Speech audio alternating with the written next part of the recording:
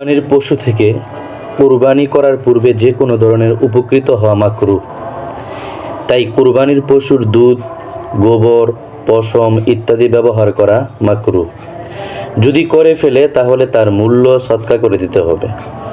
তবে যদি কোরবানির পশু ক্রয় করার পর কিংবা মান্যতের পশু নির্দিষ্ট করার পর কোরবানিদাতা উক্ত পশুর ঘাস, পানি ইত্যাদির ব্যবস্থা করে, তাহলে প্রয়োজন অনুযায়ী উক্ত পশুর গোবর, দুধ ইত্যাদির দ্বারা উপকৃত হতে পারবে। বিষয়টি খুবই গুরুত্বপূর্ণ।